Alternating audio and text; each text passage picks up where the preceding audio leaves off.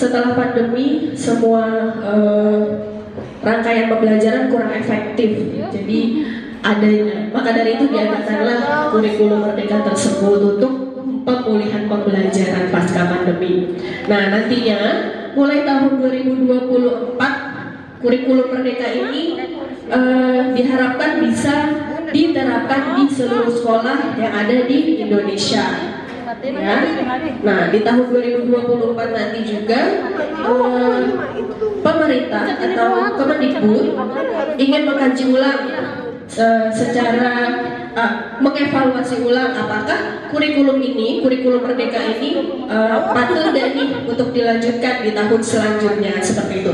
Jadi ibaratnya di 2022 sampai 2024 ini kurikulum merdeka ini belum wajib tapi jatuhnya masih sunnah, tapi sunnahnya sunnah muakkad. Jadi belum wajib dipakai, tapi pembelajaran kita harus dimasukin beberapa yang ada di kurikulum merdeka ini gitu. Jadi walaupun kita pakai K13 tapi sebisa mungkin ada yang nyantol dari kurikulum merdeka, seperti itu. Oke, selanjutnya bagaimana sih konsep kurikulum merdeka? Seperti apa sih kurikulum merdeka ini? Apa bedanya dengan kurikulum K13? Pasti ini banyak yang tanya kan? Nah, di kurikulum merdeka ini dari kelas 1 sampai kelas 12 itu nanti dibagi menjadi 6 fase dari A sampai F. Nah, itu fasenya itu ada di fase A ini kelas 1 sampai kelas 2. Yang fase B ini kelas 3, kelas 4. Fase C itu kelas 5, kelas 6. Fase D itu kelas 7, kelas 9, fase E kelas 10, fase F kelas 11, dan kelas 12. Nanti lebih detailnya akan dijelaskan oleh Pak Didi. Oke. Karakteristik utama dari kurikulum merdeka di sini ada 3, pembelajaran berbasis proyek. Nah, ini yang paling utama. Di kurikulum merdeka ini, pembelajaran berbasis proyek setiap minggunya harus ada. Maksudnya di mana sih pembelajaran berbasis proyek ini? Jadi contohnya di Nurul A'raf itu biasanya ada market day, bapak-bapak, bunda-bunda. Nah, itu nanti ada, tapi ini jatuhnya masuk ke pembelajaran juga, ke mapel. Misalnya contohnya mapelnya tentang, nanti ada di kurikulum merdeka itu tentang entrepreneur. Nah, itu namanya masuklah tuh ke market day itu. Nah, itu pembelajaran berbasis proyek, contohnya seperti itu. Jadi anak-anak lebih ditekankan observasi gitu. Jadi sesuai mapelnya, misalnya IPA. Kalau untuk kelas 3 ya, karena IPA mulainya dari kelas 3 sampai kelas 6, kelas 1, 2 belum ada IPA IPS. Nanti misalnya contohnya ada praktek apa gitu, untuk misalnya untuk menanam gitu. Nanti benar-benar real menanam, proyek, seperti itu. Bukan hanya teori di kelas, seperti itu. Selanjutnya, fokus pada materi esensial. Yang ketiga, fleksibilitas pada guru. Oke, lanjut aja ya. Nah, ini perubahan kurikulum di jenjang SD, Bapak Bunda. Mapel IPA IPS seperti yang tadi dikatakan, mapel IPA IPS akan digabungkan menjadi IPAS. Jadi nanti tidak ada IPA sendiri, IPS sendiri, itu tidak ada, tapi menjadi IPAS. Mata pelajaran seni diganti menjadi mata pelajaran keterampilan. Jadi tidak ada seni budaya. Selanjutnya di jenjang SMP, kurikulum di jenjang SMP ada pelajaran informatika yang biasa kita sebut TIK. Itu menjadi pelajaran wajib yang biasanya mulai. Oke, selanjutnya ada prakarya. Kalau di SMP memang sudah prakarya ya.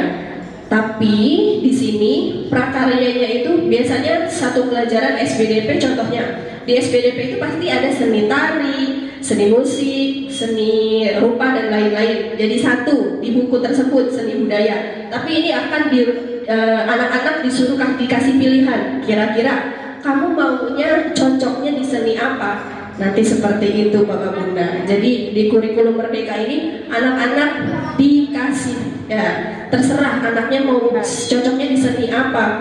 Jadi tidak dituntut untuk bisa semua seni tersebut. Seperti itu yang dimaksud kurikulum Merdeka. Lalu di jenjang SMA, walaupun di sini tidak ada SMA, tapi tetap kita bahas ya. Di sana nanti tidak ada penjurusan. Jadi setelah mereka dari SMP lalu mereka ke SMA, itu tidak ada penjurusan IPA maupun IPS Bapak Bunda. Jadi di sana mereka tepat di kelas 11 mereka terserah mereka mau pilih mata pelajaran apa yang mereka sukai, seperti itu. Contohnya mereka mau ambil jurusan kedokteran. Bu, saya mau ambil jurusan kedokteran. Kira-kira pelajaran apa yang harus saya ambil? Seperti itu contohnya. Nah, pelajaran wajibnya tetap ada. Pelajaran wajib yang harus diambil itu seperti PADBP, PKN, Bahasa Indonesia, Bahasa Inggris, Matematika, Seninya bisa diambil salah satunya, PJOK, dan Sejarah. Itu pelajaran yang wajib diambil. Jadi kayak kuliah, kita kuliah juga ada matkul yang wajib kita ambil kan? Nah, itu.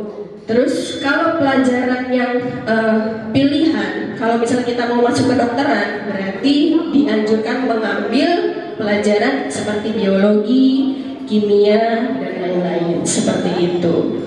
Nah, kalau IPS berarti harus ambil sosiologi. Sebenarnya sama aja sih ya. Ya, kalau misalnya dia jurusannya IPS, berarti kan otomatis dia harus ambil itu. Nah, kalau dia ambilnya IPA, berarti dia bisa ambil itu. Tapi di sini memang dikasih kesempatan, terserah mereka, terserah anak-anak mau ambilnya pelajaran apa, seperti itu. Oke, seperti yang disampaikan oleh Bu Haji barusan, bahwa kurikulum Merdeka ini tidak wajib diterapkan di sekolah. Untuk saat ini belum wajib, masih sunnah. Karena ya bisa dilakukan secara bertahap ya, sesuai dengan kesiapan masing-masing sekolah. Nah, jika sebuah sekolah tidak siap, ya contohnya seperti Nurul Araf bisa mengambil kurikulum K13 atau kurikulum darurat yang bisa disebut prototipe ya. Nah, kira-kira Bapak Bunda tahu kurikulum darurat? Belum? Ya, kurikulum darurat itu maksudnya kurikulum yang dibuat khusus untuk selama pandemi. Nah, kurikulum ini dibuat dengan tujuan memudahkan satuan pendidikan dalam mengelola pembelajaran selama pandemi, seperti itu. Karena kita kan daring, terus pembelajaran kita sangat terhambat karena itu, gitu Bapak Bunda. Kira-kira seperti itu. Apakah ada pertanyaan? Apa lanjut Pak Didin dulu? Oke, lanjut Pak Didin dulu. Terima kasih.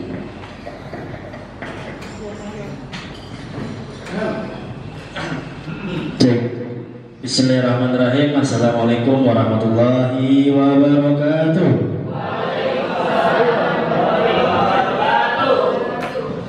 Bapak Ibu yang rekan-rekan ya, pertama-tama perkenalan dulu ya, perkenalan lagi ya. Perkenalkan, nama saya Didin Muhyiddin ya, saya asal dari Bojongmangu, tepatnya dekat Bumi Perkemahan, tapi masih jauh sih. Bumi Perkemahan Bojongmangu. Saya di sini bergabung dengan lembaga SIT Nurul Araf itu baru sekitar 5 tahun ya, masuk 2017 Juli, saya 2017 Juli, dan alhamdulillah teman saya yang seangkatan masih ada, laki-laki Pak Jamal ya, seangkatan saya. Kalau perempuan ada Bunda Evi, tapi sempat cuti dulu ya Bunda Evi ya. Yang lainnya berguguran, yang bertahan 3-3. Alhamdulillah. Tak banyak yang ingin saya sampaikan mengenai kurikulum Merdeka itu, karena apa? Pertama, kemarin itu sempat mendadak ya saya telepon Bu Haji untuk menyampaikan pemaparan mengenai IKM, implementasi kurikulum Merdeka. Ilmu yang saya dapat ini hasil dari rapat di Sukaresmi 06. Namun waktu itu karena saking banyaknya yang datang, jadi tidak kondusif. Ibaratkan buah, saya itu hanya tahu ini jeruk. Jeruk itu warnanya orange, tapi tidak tahu dalamnya manis apa pahit, apa asam ya.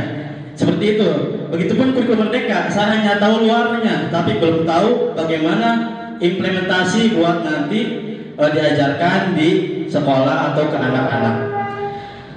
Pertama yang saya sampaikan, kurikulum Merdeka ini adalah perwujudan misi dari Menteri Pendidikan untuk ibaratnya menjadi lebih baik dari K13 menuju kurikulum Merdeka, lebih simpelkan lagi. Kalau misalkan kita dari bentuk rapot aja ya, rapot aja kita mungkin di K13 itu sampai ada yang 15 lembar, 7 lembar, dari pengetahuannya ada, nilai keterampilannya ada. Namun di Merdeka ini kalau tidak salah kita itu hanya memilih apa kita mau cantumkan nilai pengetahuan atau mencantumkan nilai keterampilan. Jadi tidak dua-duanya kita cantumkan dalam rapot kurikulum Merdeka. Jadi kalau kurikulum K13 kita sangat ribet ya, bikinnya aja bahkan catatan-catatannya aja sangat ribet. Lebih simpelnya kalau di Merdeka ini kita hanya mencantumkan satu nilai, baik itu di pengetahuan maupun di keterampilan.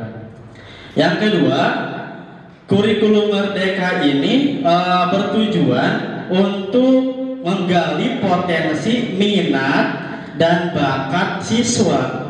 Jadi bagaimana bentuknya pun siswa, mau pinter dari TK, misalkan dari TK sudah baca, dari TK sudah bisa ngitung, maupun yang belum kenal huruf, kita itu harus siap menerima siswa itu.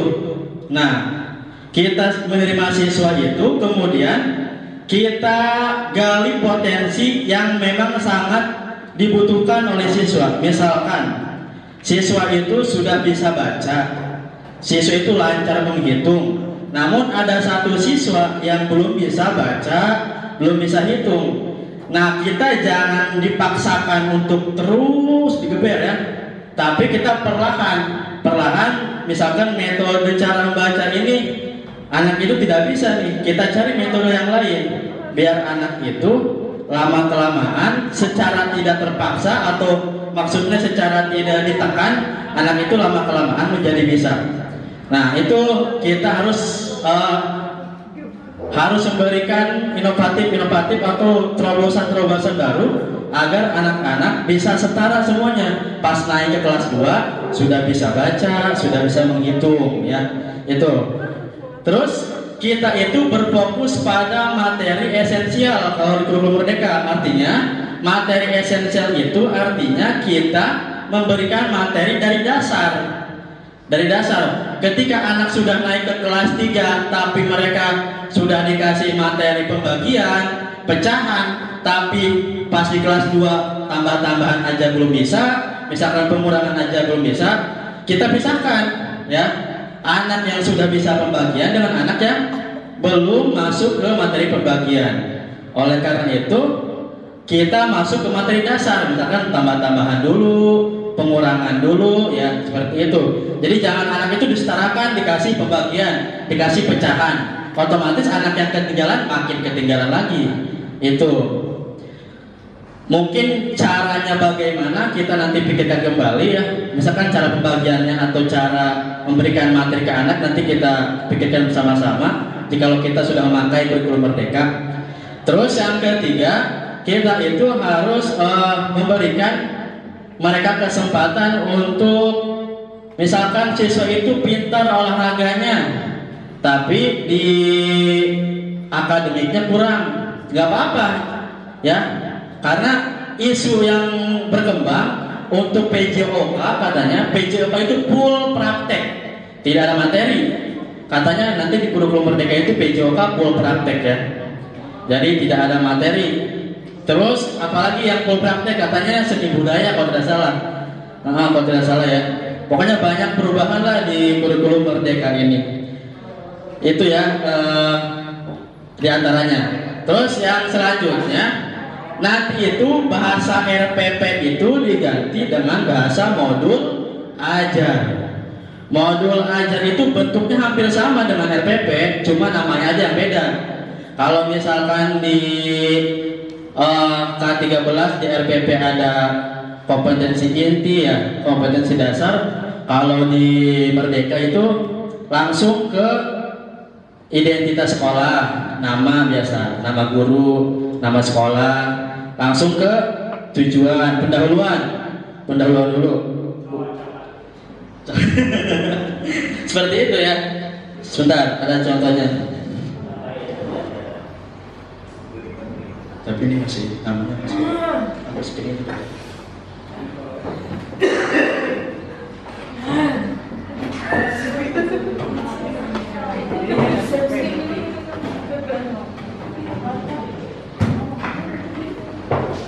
Nah, kalau ini tapi contoh RPP, tapi ini hampir sama dengan modul ajar.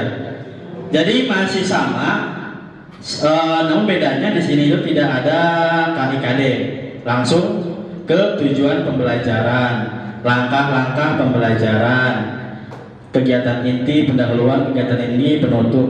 Nah, yang membedakan nanti di bawahnya itu ada, setelah penutup itu ada asesmen. Nah, asesmen ada seperti itu doang, jadi hampir sama, cuma tidak ada KIKD-nya doang, dan berubah menjadi modul ajar. Selain itu kita itu nanti tidak lagi membuat silabus, tidak membuat prota dan promes. Semuanya itu menjadi analisis apa? Analisis tujuan pembelajaran ATP. Jadi ATP itu sudah merangkum semuanya. Silabusnya sudah masuk, promesnya masuk, protanya masuk. Jadi tidak satu-satu, kan kita biasanya bikin silabus, terus prota lagi beda, promes lagi beda, satu aja nggak kerjain. Ya, nanti mah jadi ATP, analisis tujuan pembelajaran, seperti itu. Apalagi Bu?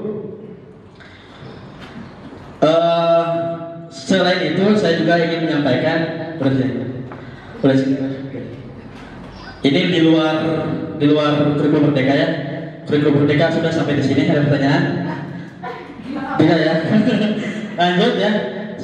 Kebetulan karena saya akan menjadi kurikulum di SIT Nurul Arok. Apa? Untuk silabus kota promes kan tadi diganti sama ATP analisis ya. Itu dilakukan setelah pembelajaran atau sesudah? Sebelum kayak silabus kota promes kan dibikin sebelum pembelajaran. Kayak PT kalau PT kan memang modul aja dibuat sebelum mengajar. Silabus kota promes itu dibuat sebelum mengajar juga, ya kan awalnya. Nah, kalau sekarang diganti dengan ATP analisis, apakah itu dibuat setelah kita mengajar? Gimana Pak? Untuk informasi pembuatannya saya juga masih belum tahu ya Bu ya. Apakah dibuatnya sebelum atau sesudah pembelajaran? Tapi biasanya sih dibuatnya sepertinya sebelum pembelajaran. Tapi kebanyakan guru malah setelah. Ya. Mau akreditasi baru kerjakan. Ya, seperti itu. Tapi kalau dari prosedurnya saya juga belum tahu ya apakah sebelum atau sesudah untuk prosedurnya. Saya juga ingin mengkonfirmasi mengenai ini mungkin di luar kurikulum Merdeka ya. Ini dari program hafalan hadis doa dan tahfiz. Karena kita kemarin tersendat pandemi, banyak program-program hadis doa yang diberikan ke anak itu tidak sesuai dengan misalkan sejenjang hampir tidak sama ya. Misalkan doa perlindungan, ada yang doanya ini, ada yang doanya itu, jadi beda. Misalkan doa masuk kamar mandi, ada yang Allahumma inni a'udzubika, kalau bagaimana ya kan? Pokoknya beda ya.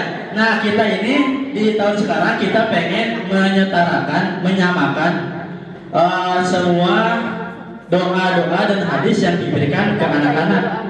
Misalkan kelas 1 doa mau makan. Nah, saya ini rencana untuk doa biar semuanya tidak beda. Saya ingin buatkan buku doa khusus dari kelas 1 sampai kelas 6. Nanti biar nanti dikasih ke anaknya itu sama gitu ya. Biar sama, insya Allah ya. Itu doa. Terus ada, ini kan saya menirukan program yang kemarin ya, yang kurikulum sebelumnya, yaitu Pak Ustadz Uji kalau tidak salah. Saya lanjutkan. Nah, ada doa-doa yang saya tambahkan di kelas 5 dan kelas 6 ya. Mungkin ini di kelas 5 ya terutama, karena kemarin kalau tidak salah ada 4 doa, saya tambahkan jadi 7.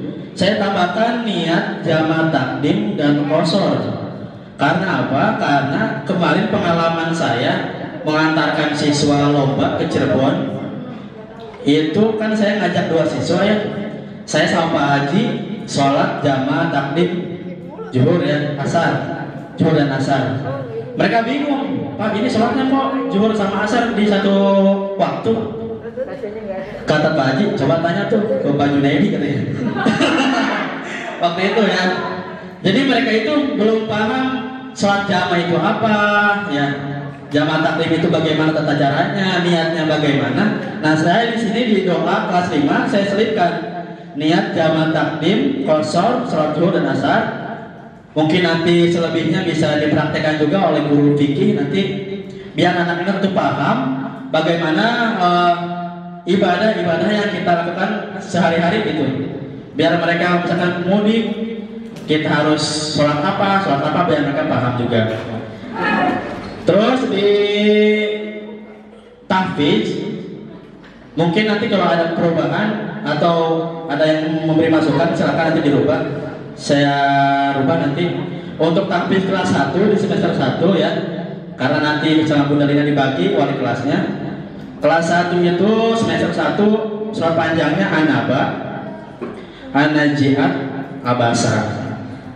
Dilanjutkan dengan surat pendek dari An-Nas sampai Al-Fil. Untuk kelas 1 semester 2, di semester 2-nya At-Takwir, Al-Infitor, itu yang panjangnya.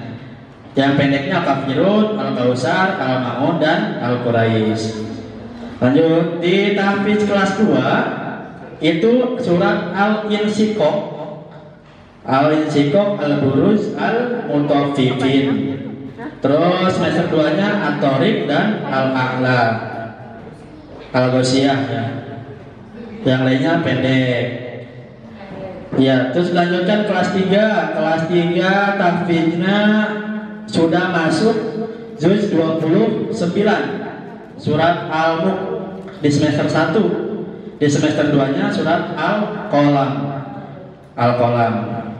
Di kelas 4 itu tahfiznya sudah masuk ke semester 1 melanjutkan Al-Qalam, semester 2 Al-Haqqah.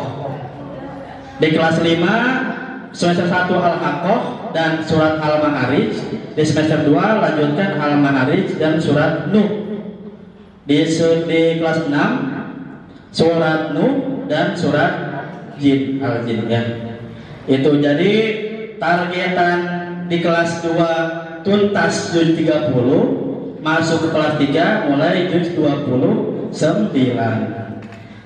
Untuk hadis-hadisnya nanti saya bagikan untuk lebaran ininya biar sama ya, untuk doa juga biar sama, tahfiz juga biar sama, dan hadis juga sama. Demikian, silakan Bu, ada yang ditanyakan?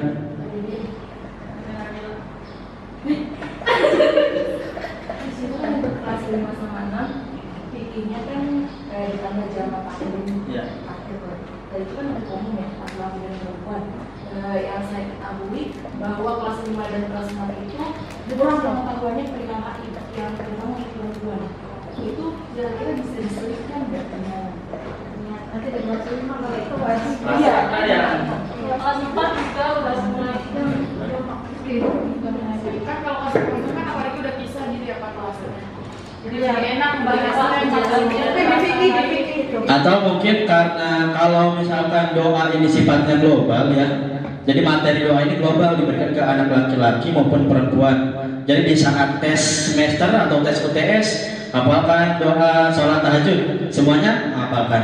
Namun nanti ada masukan untuk perihal mengenai perempuan, mengenai doa-doa datang bulan ya, mungkin itu dikasih tahunya, diselipkannya di materi pelajaran fikih karena lebih berfokus ya, lebih fokus, jadi tidak dihafalkan seperti doa ini gitu ya. Oke. Yes. Ada pertanyaan lagi, Bunda? Guru fikihnya insya Allah Pak Salman ya kalau tidak salah ya. Iya. Nah, kalau yang perempuan gitu.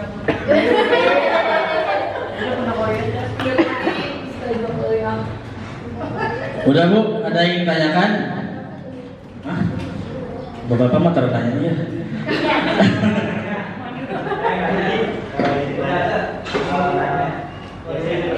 Tadi yang mana yang nanya nih, Pak Hafiz sama Pak Salim? Oh ya. Terkait apa namanya kalender akademik. Jadi katakan di sini kan kita sudah mau mulai pembelajaran baru tahun depan. Nah itu kira-kira gimana Pak untuk kalender akademiknya? Karena kan kita mau rencana ke depan tuh kan materi-materi kan mau di hari apa yang itu kan sudah jelas. Karena saya takutnya karena kayak kemarin gitu ada materi yang nggak sempat tersampaikan karena kita nggak tahu kalender akademik ternyata itu ada acara, ada itu, ada lain. Itu sih gitu. Sudah. Belum selesai. Nanti yang bikin dan soal. Masih tinggalkan. Yang bikin Nanti kalau bulan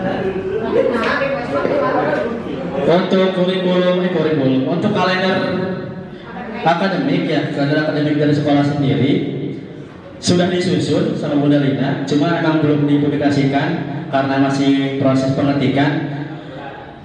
Sebenarnya banyak ya,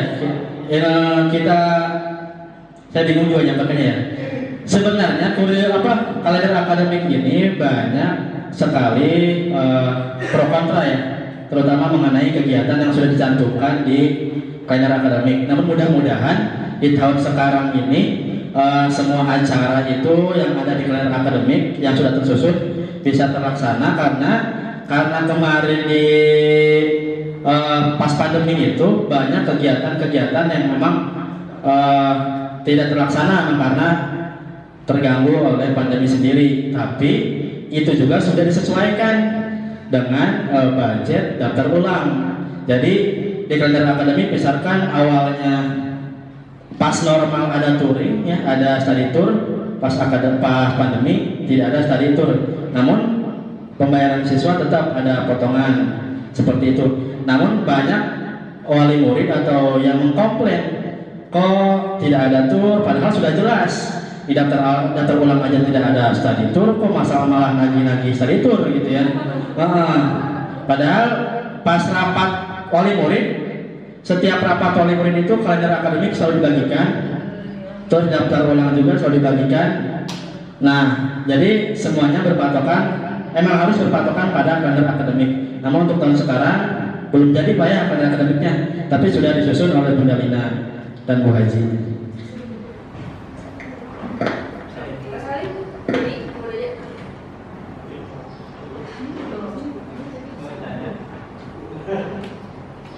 Udah. Ya. Ini sedikit mau menyamakan gitu ya, doa setelah sholat.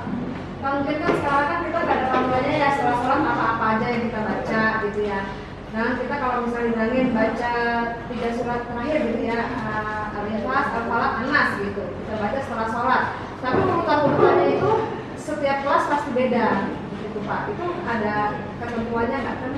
Nanti Nah, untuk kebiasaan siswa yang sering kita lakukan, karena di tahun-tahun sebelumnya tidak ada ya, ada mungkin tidak tersebar ya. Misalkan saya urutkan dari kita bukan mengurutkan doanya ya, kita mengurutkan pembiasaannya. Kemarin saya ditunggu Bunda Lina juga ya.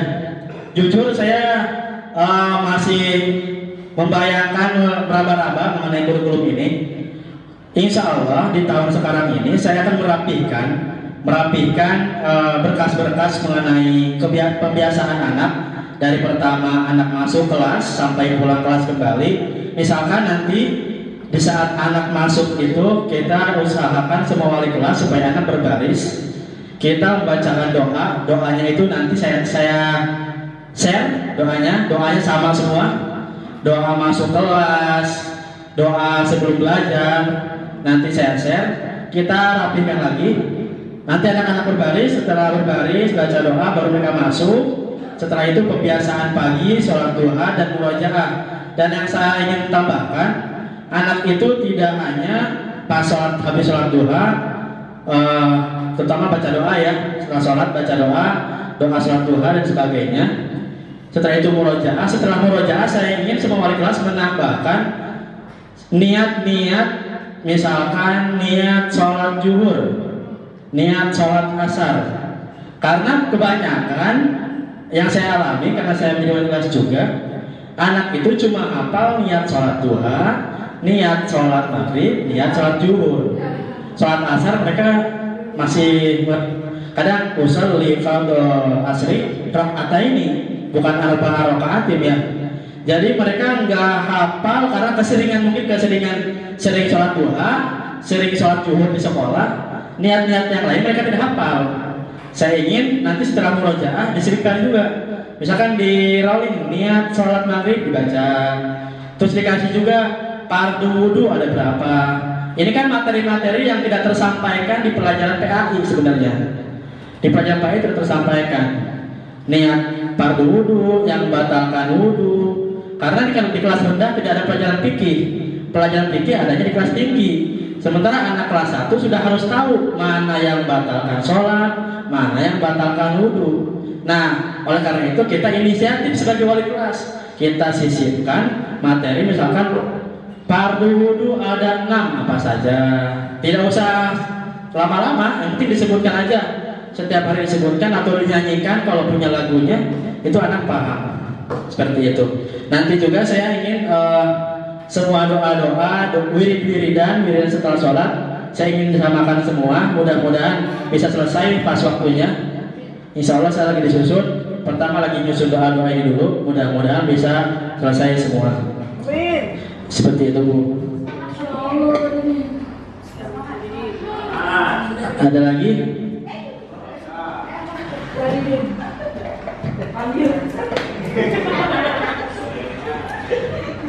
Silakan diminum dulu, dimakan. Ada.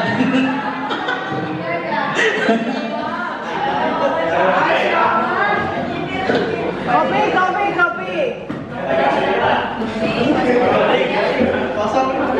Kemarin minum ini.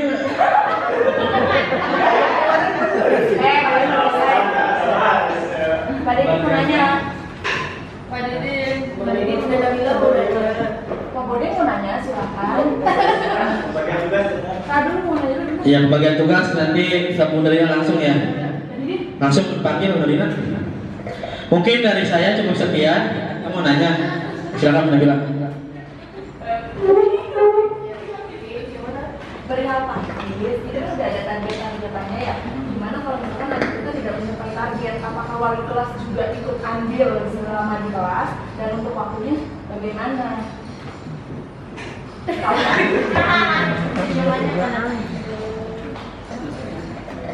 Oh, silakan. Sekarang kemarin di kelas 2 itu temennya Buto Pipin.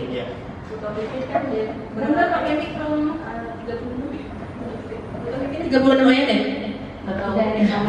Iya lah, Pak Hafiz. Mutafifin berapa ayat? 36 ya? Contohnya Mutafifin 36 ayat Pak Didin. Nah, terus ada salah satu murid yang hafalnya cuma 10 ayat nih. Sedangkan waktu hafalannya itu udah lama, sudah ditekankan sama wali kelas karena bahkan wali kelas juga murojaah setiap hari, mutafifin sampai bosan tuh mutafifin pokoknya.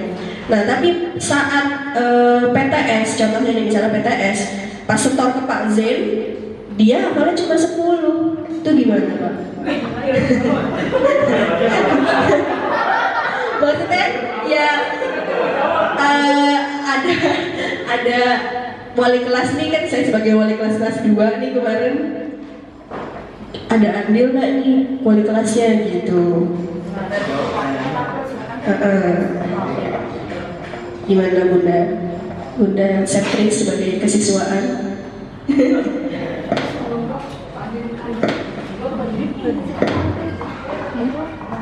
Untuk capaian tahfiz siswa yang tidak tercapai, kalau kelas 1 ada guru tahfiznya nggak, Bu? Semua Ada semua ya? dari kelas 1. Nah, hafalan yang tidak tercapai itu dibantu oleh wali kelas. Nah, membantunya gimana? Bisa ditambahkan di jam kosong, atau misalkan kita ajak murojaah bareng-bareng terus. Kalau nggak hafal-hafal, kembali ke anaknya. Ditegur orang tuanya, Bu, anak ibu nih, anaknya udah hafal, anak ibu masih tertinggal di surat Al-Mutaffifin misalkan. Tolong minta bantuannya setiap di rumah dibantu. Intinya koordinasi dengan anak dan dengan orang tua. Jikalau kita sudah berusaha, mapel sudah berusaha, wali kelas sudah berusaha, kembalikan ke anak, kembalikan ke orang tua. Asal jangan dipulangkan. Gitu ya.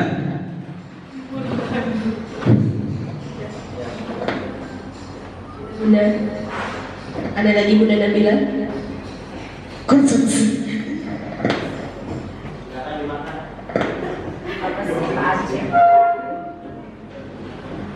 Tidak ada pertanyaan lagi, Bapak Bunda? Sudah cukup? Udah, sekarang lanjut ke pembagian tugas mengajar kelas 1 sampai kelas 6 yang akan disampaikan oleh Bunda Lina. Demikian dari saya. Wassalamualaikum warahmatullahi wabarakatuh. Waalaikumsalam warahmatullahi wabarakatuh.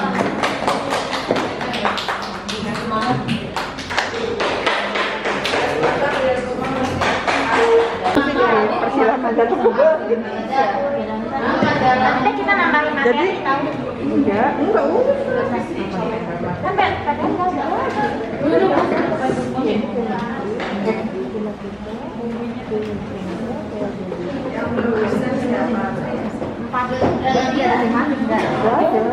Nanti nilainya pasti cuma segitu doang.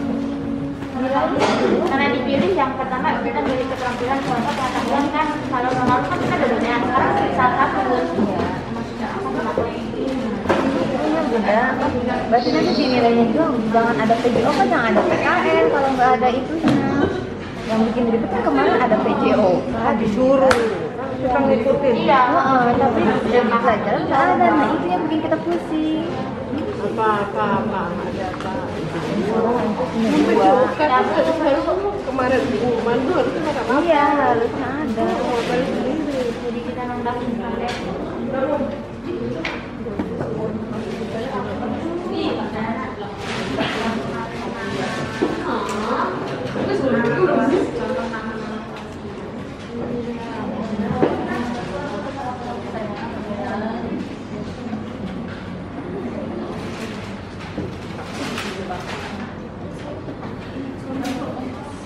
mau beli nggak? Apa nih? Harganya ya? Apa? Ini sepatu pantopel. Sepatu pantopel nih kayak gini. Siapa yang jualan? Bunda Ya, Lina. enggak, ini mau beli di Shopee. Coba lihat. Ini bahannya lembut. Itu. Dirimu udah beli? Ada yang 58, saya Tapi juga udah buang. saya topi. Oh, yang template jangan ada yang sudah, ada yang belakangnya. Template ada. Ada sih. Aku juga yang tes di atas. Emang ori? Ori. Enggak lah, Bun. Yang ori mah mahal. Hah? Kenapa nasi? Ya aja segitu aja kau yang biasa berapa? Ini sebenarnya template kan penuh padukan. Yang kuat lumayan. Ini bunda. Mendingan beli emas. Iya. Cucu. Mas kamu yang mas. Iya, karena mau lagi ini. Iya, 3 beli 5.000 gitu ya. Bisa disebut hadiah, dia itu jangka panjang kan? Mau habis baterainya sih. Nggak ada tuh. Ini dia masuk. Ada. Ini. Jangan.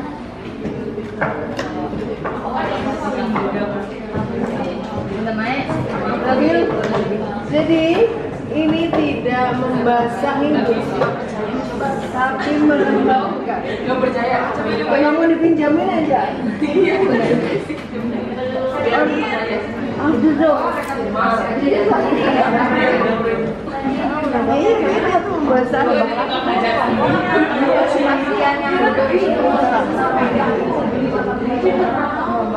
Kalau komponen tidak ada.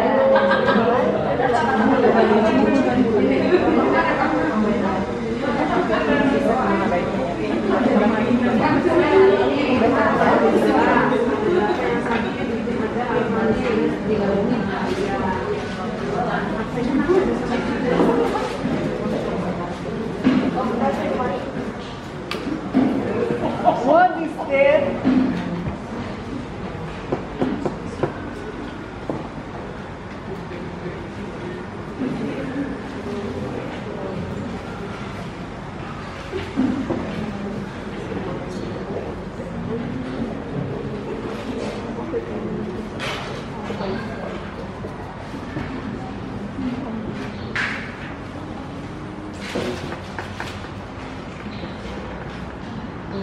Kundur sempat putar. Ini ada anak kuning.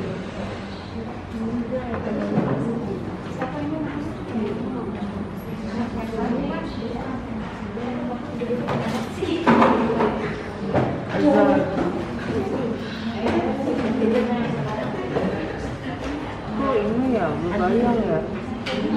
Oh dia pernah. Ini nggak sama Azam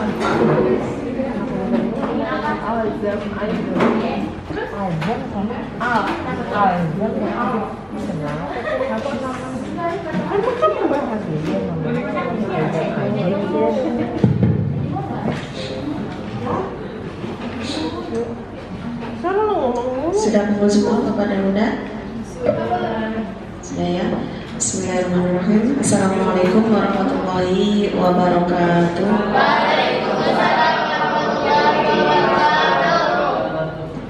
Alhamdulillah Bapak dan Bunda ketemu dengan saya kembali. Ya, mudah-mudahan kita semuanya diberikan sehat ya. Diberikan kelancaran rezeki. Mudah-mudahan sampai kita bersama-sama berjuang mendidik anak-anak generasi penerus bangsa ya. Langsung saja ya Bapak dan Bunda, karena sudah siang juga dan tadi saya juga sudah ngomong panjang lebar. Untuk kali ini sesuai apa yang sudah saya sampaikan, hari ini akan ada pembagian tugas terutama wali kelas nanti supaya bisa menempati atau mengkondisikan di kelas masing-masing.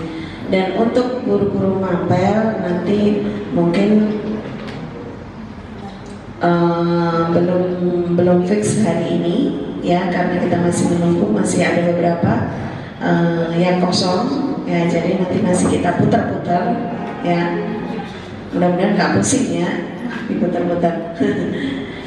Baik Bapak dan Bunda, langsung saja saya akan umumkan untuk pembagian kelas ya. Dari kelas 1, kelas 1 itu ada 4 kelas, kelas 2 5 kelas, kelas 3 6 kelas, kelas 4 6 kelas, kelas 5 4 kelas, dan kelas 6 4 kelas. Jadi semua rombel yang ada di SDI dan Nurul A'raf itu sejumlah 29 rombel. Alhamdulillah. Luar biasa ya, sangat banyak. Dan ini perlu kerjasama dari Bapak serta Bunda guru semuanya. Tanpa ada kerjasama, kita tidak akan berjalan dengan baik. Saya minta Bapak dan Bunda semuanya solid ya, jangan berdiri sendiri. Maksudnya dalam segala hal perlu dimusyawarahkan, perlu dikoordinasikan supaya tidak berjalan sendiri, sendiri di kelas masing-masing ya, tetap harus koordinasi. Baik, untuk saya bacakan kelas 1A ya, kelas 1A ada Bunda Jamila, dan alhamdulillah mudah-mudahan nanti untuk tahun ajaran baru bisa kita mulai full ya, full. Jadi ada pendampingnya. Nah, jadi pendampingnya Bunda Alisa Putri. Siap Bunda?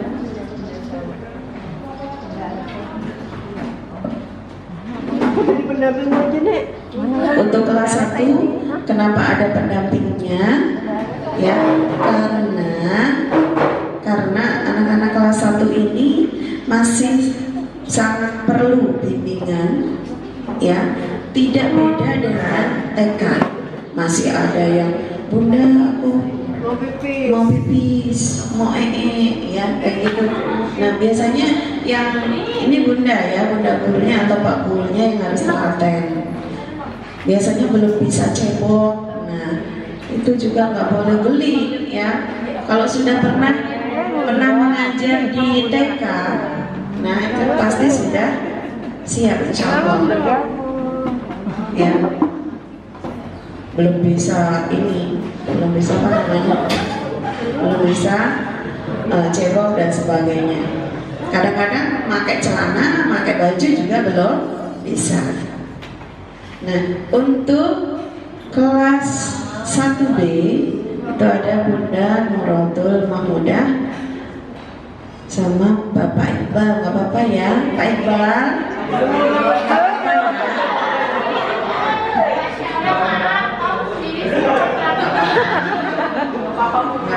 Dijalanin dulu aja. Jangan diituin Ibu ya Bunda. Nanti nggak mau loh Bunda gurunya Pak Iqbal ya. Jangan. Yang penting solid ya. Nggak usah malu-malu. Pak Iqbal siap nggak Pak Iqbal? Siap. Alhamdulillah. Ya. Nanti belajar sama Bunda Nurul juga ya. Bunda Nurul ini kuliah juga di PGSD Pak ya. Jadi beliau juga insya Allah sudah 2 tahun menjadi wali kelas. Insya Allah bisa mengkondisikan ya. Bunda nanti diajarin ya Pak Guru atau Bunda Guru yang barunya. Kemudian yang kelas 1C ada Bunda Kori, wali kelasnya didampingin oleh Bunda Laraswati. Yang mana Bunda Laraswati? Bunda Kori siap ya Bunda Kori sama Bunda Laras? Sama ya, solid mudah-mudahan ya. Nanti apa kekurangan dan kelebihannya bisa saling ngobrol ya. Kemudian yang 1D ada Bunda Evi dan Bunda Siti Farida Agus Putri. Benar nggak Bunda namanya? Benar ya. Nanti di kelas 1D membantu Bunda Evi ya Bunda ya. Bunda Evi sangat sabar banget ya. Ada anak yang belum bisa baca, tolong dibantu supaya anak ini gimana caranya bisa membaca, bisa menulis, bisa ngaji.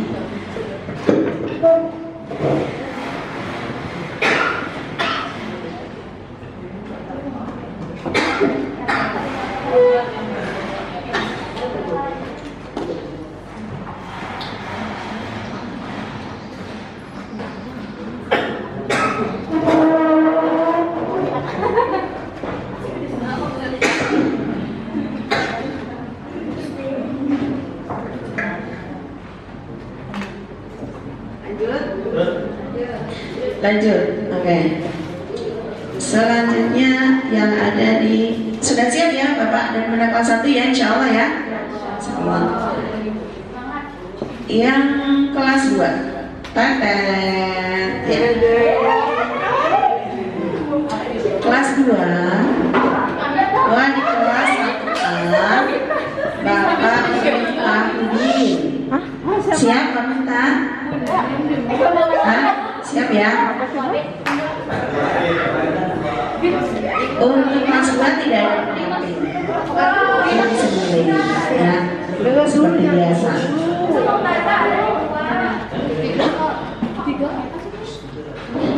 Kelas 2B Bunda Imas. Ngapain Bunda Imas?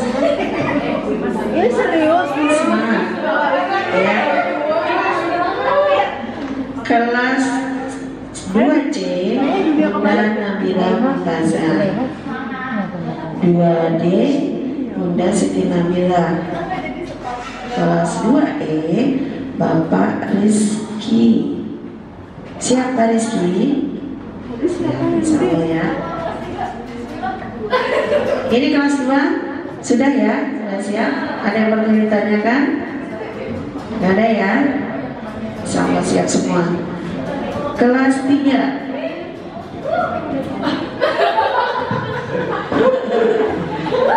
Ayah mau dikasih apa?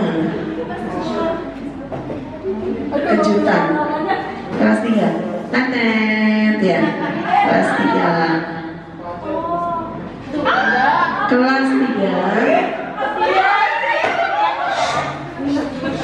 Kelas 3A ada Bunda Detik Sulistiani. Saya 3B Pak Rahmat Hidayat. Pak Rahmat. Pak Rahmat, kalau angkat tangan Pak Rahmat. Kelas 3C Pak Salim Suhenda. Kelas 3D Bunda Novi Masinton. Bunda Novi 2D. Udah pernah ngajar ya Bunda ya dulu ya? Waktu PPL. Kelas 3E Bunda Putri Nilangkamti. Bunda kelas 3F Bunda Hana Mutia. kok diputar-putar aja sih? Dan siap? Siap ya? Kelas 3F itu Pak Jamal sama Pak Jamal dikasih tahu Pak Jamal ini anak-anaknya ke Bunda Hana.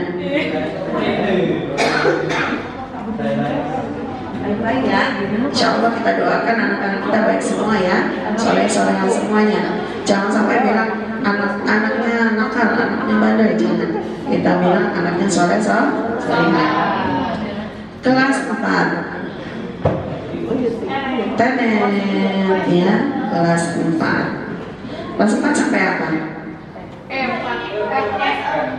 F. Kelas 4 kelas 4A tetap Bunda Maya ya. Siap? Ya. Siap. Yang sudah tahu ya Bunda Maya. Kelas 4B Bunda Yulia Akibah.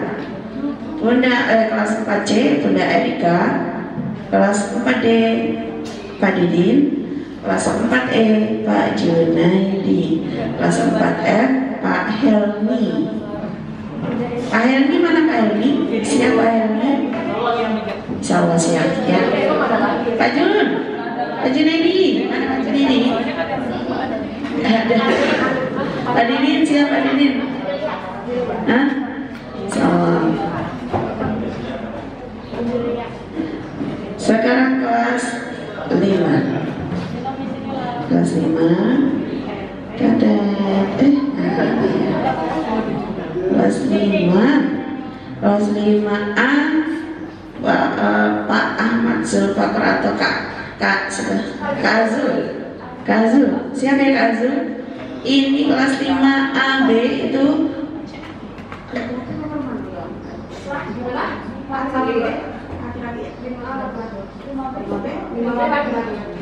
kelas 5A dan 5B itu laki-laki semua Pak ya.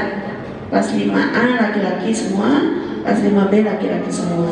Karena di kelas 5 ini kita sudah memisah antara kelas laki-laki dengan perempuan itu dipisah ya. Untuk 5C dan 5D itu perempuan. Siap ya Pak? Squad semua ya. Kak Azul di 5A, Kak Arya di 5B. Yang 5C nya siapa ya? Bunda Satri dan Bunda Didin. 5C C Bunda Saptri, 5D Bunda Bibit. Untuk kelas 5 ini nanti saya pesan setelah masuk ya, setelah masuk tolong dicari buku AKM. Buku AKM yang kemarin Pak Didin ya, buku yang kemarin itu tolong dicari. Nah, nanti kalau sudah masuk dibagikan ke anak-anak, dipinjamkan untuk dibahas, karena mulai bulan Agustus itu nanti sudah mulai tryout assessment, dan nanti diakhiri pelaksanaan asesmen nasional itu di bulan Oktober kalau nggak salah, tanggal 14-an kalau nggak salah ya, 14-an. Nah itu mulai asesmennya. Nah selama bulan Agustus, September, Oktober itu ada gladi resik, ada tryout, ada latihan-latihan untuk asesmen ya. Tolong kelas 5 dipersiapkan untuk mengikuti asesmen. Asesmen ini nggak main-main ya, anak-anak dipelajari mengerjakan soal literasi dan numerasi.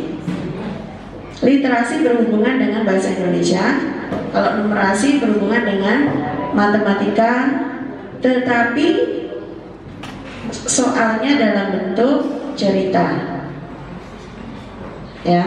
Nanti bisa koordinasi dengan Bunda Erika, Pak Didin, Pak Budi ya, yang mengurus tahun kemarin untuk asesmen. Siap ya, Azul dan teman-teman kelas 5, Bunda Septri, Bunda Bibit, insyaallah ya. Sekarang untuk kelas 6, Teteh ya, kelas 6. Kelas 6 ada 4 kelas. Kelas 6 ada kelas 6A, ini laki-laki. Pak Junet. Kelas 6A laki-laki, Pak Edi Jainuddin. Kelas 6B ada laki-laki juga, Bapak Akbar Adiatama. Kelas 6C perempuan, Bunda Suci Fatma Dewi, SPD. 6D Bunda Febriani, SPD. Bunda Febriani yang mana? Siap di kelas 6 Bunda? Insya Allah, nanti bareng-bareng. Kalau misalkan ada kesulitan apa-apa, nanti bisa tanya ke Bunda Imas atau Bunda Saptri ya, yang sudah pernah di kelas 6 ya. Bunda, siap ya. Bunda Suci mau udah dulu juga pernah di kelas 6 kan? Jadi nggak asing kalau di kelas 6. Semut. Pak Edi Jainuddin siap insya Allah ya. Nah untuk kelas 6 ini nanti mempersiapkan anak-anak untuk kelulusan. Nah target yang harus dicapai di kelas 6 ya, target yang harus dicapai di kelas 6 itu harus sudah tercapai. Semua siswa harus sudah wisuda juz 30 minimal ya, minimal wisuda juz 30. Bagi yang belum diwisuda, nah ini gimana caranya supaya anak ini mulai dari tahun ajaran baru dia mempersiapkan untuk wisuda juz 30 di akhir tahun ya, ketika nanti sudah kelulusan. Itu targetnya. Nah, sedangkan di kelas 6 ini banyak yang sudah wisuda juz 30, 29 maupun 28. 28 udah ada ya Pak Didin ya? Berapa anak Pak? 3, 28. Hah? 29 apa 28? 28 ada alhamdulillah 3 anak. 29 lumayan ya, banyak ya. 27 si Dapa 27, si Dapa alhamdulillah 27. Pak kayaknya di 6A nih, iya Dapa di 6A alhamdulillah sudah juz 27 Pak Edi. Pertahankan, nanti sering ditasmi ya, supaya nggak lupa namanya. Kalaupun dia berpacu ke juz 26 ya nggak apa-apa, dikasih semuanya ya. Kemudian untuk kelas 6 ini nanti kalau nggak salah target-target pelajaran itu sampai bulan Desember. Nah itu Februari itu udah mulai tryout ya Pak. Maret sudah mulai ujian. PTS diajukan, PAS di bulan Maret kalau nggak salah, dan nanti praktek. Kemudian Mei baru ujian sekolah, ya. Itu banyak agenda di kelas 6 itu, mulai Februari. Makanya target materi itu lebih dipercepat karena kelas 6 itu banyak pengulangan ya Bun. Pengulangan yang di kelas 4 maupun kelas 5. Kemudian nanti setelah ujian baru persiapan untuk kelulusan latihan untuk perpisahan ya. Dan wali kelas juga nanti menyiapkan misalkan SKL-nya ya. Kalau kepala sekolahnya yang ngerti kan nggak mungkin banyak itu ya. Paling wali kelas yang nanti cuman formatnya insya Allah nanti disiapkan ya, gitu ya, untuk penilaiannya dan juga SKL, kemudian SKKB dan sebagainya. Mungkin ada pertanyaan Bapak dan Bunda sebagai wali kelas? Bunda maaf ya, nah ini yang tiwala masukin bentuknya mulai kapan ya Bunda? Kalau bisa hari ini nanti terus memperkenalkan bahwa Bapak dan Bunda adalah wali kelas. Untuk kelas 1 saya minta dimasukkan ke grup 4 kelas. Saya dimasukkan ke grup 4 kelas untuk sementara. Nanti untuk kedepannya nanti Bapak saya live ya. Anak-anaknya nggak berubah Bunda? Anak-anak tidak berubah kecuali kelas 5. Kecuali kelas 5 ya. Anak-anaknya tidak berubah. Paling nanti ada penambahan atau pengurangan ya. Yang kemarin ada pindahan nanti kita masukkan. Yang pindah berarti berkurang. Itu ya. Untuk siswanya. Kalau kelas 5 nanti yang kemarin kelas 4 kan campur, jadi di kelas 5 sudah dipisahkan antara laki-laki dengan perempuan. Ada lagi Bunda? Iya, pasti cepat itu udah. Dan nanti dimohon untuk wali kelas, semua wali kelas membuat flyer masing-masing kelas nanti sesuai dengan namanya belum saya share. Nanti namanya saya perbaiki dulu, belum nanti baru saya share ya untuk nama-nama kelas. Misalkan kelas 1A Abu Bakar Ashidik ya, kelas 1B apa Bunda kemarin? Umar bin Khattab dan seterusnya. Saya Usman bin Affan. Mungkin nama-namanya sama kemarin, cuman ada penambahan ya. Yang tadinya kelas 2 masih sama ya, 6 ya. Berarti kelas 1 ke kelas 2. Kelas 1 ke kelas 2. Oh iya, 5 berarti berkurang. Berkurang berarti ditambah di kelas 4. Ditambah ke kelas 4 berarti ya. Terus yang dulu kelas 1 berkurang ditambah ke kelas 6. Ya, tapi harus ini.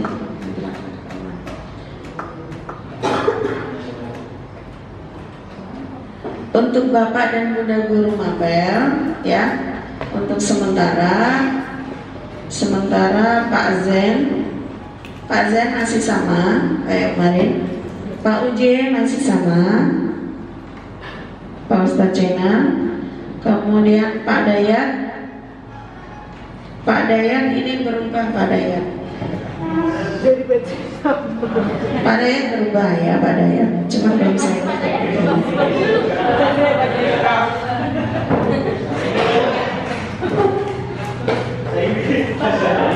Bahasa Inggris. Pak Dayat bahasa Arab tambah fikih. Siap ya Pak Dayat, cuman kelasnya nanti nyusul ya. Ada lagi Kak Jess.